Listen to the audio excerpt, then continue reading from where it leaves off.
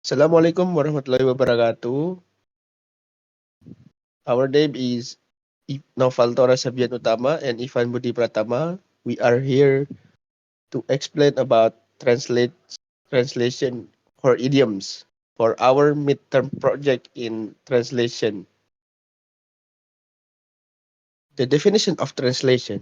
Translation is a process of communication. The objective of translating is to import the knowledge, the original, to the foreign reader.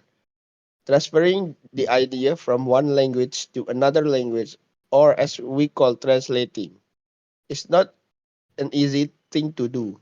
Language from one to another society is different, and it also contains different cultures, which is a must for the translator to understand.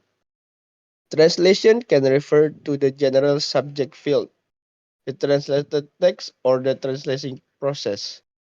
Monday defines translation as an incredibly broad notion that can be understood in many different ways. Definition of idioms. McCarthy and Odell said idioms are fixed expressions with meanings that are usually not clear or obvious. The individual words often give you no help in deciding the meaning. Halliday says an idiom is the language being described is anything for which no equivalent is found in mother tongue.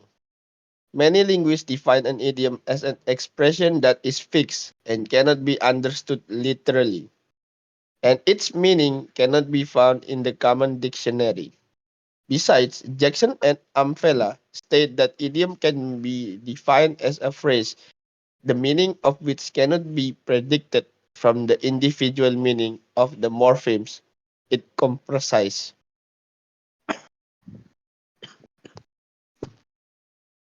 Idioms background or problems on translating idiom. According to Baker, there are main difficulties involved in translating idioms and fixed expression. Number one, an idiom or fixed expression may have no equivalent in the target language. The way language chooses to express or not express various meanings cannot be predicted and only occasionally matches the way another language chooses to express the same meaning. Number two, an idiom or fixed expression may have a similar counterpart in the target language, but its context of use may be different. The two expressions may have different connotation, for instance, or they may not be pragmatically transferable.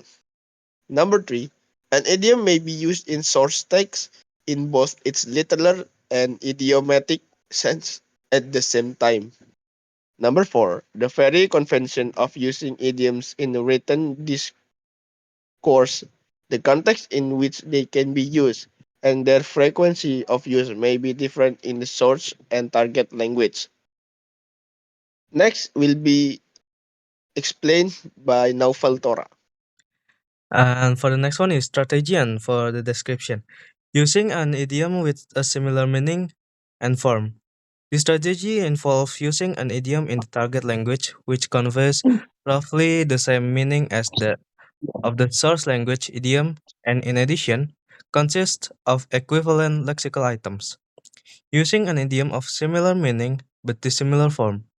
It is often possible to find an idiom or fixed expression in the target language which has a meaning similar to that of the source idiom or expression but which consists of a different lexical item. Paraphrase. This strategy is the most common way used in translating idioms when a match cannot be found in the target language or when it seems inappropriate to use idiomatic language in the target text because of differences in stylistic preferences of the source and target language. Omission. An, an omission is used when idiom has no close match in target language. Its meaning cannot be easily paraphrased or for stylistic reasons. Compensation. This strategy has two steps. Omit the idiom they replace and insert the other idiom in another position. This strategy is used if the translator cannot use another strategy to translate an idiom. Then he or she omits the idiom, replaces, and inserts it in another place. For the next one is the example of idioms. This one we took it from "You are the apple of my eye," and for the idiom "as cool as cucumber," which means santuy or santai in Indonesia. Talk at the heartstrings or sympathy. Burning the midnight oil. Begadang sampai larut malam. Bob's your uncle. Nah, itu dia. Damn squib. Nggak semenarik yang dibilang orang. Carry a torch for. Cinta bertepuk sebelah tangan. And for the last one is conclusion.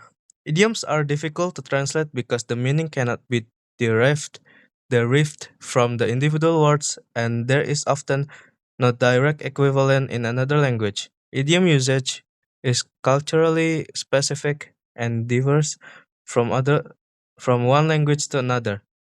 Key issues involved are lack of equivalence, connotations, and usage differences. Baker.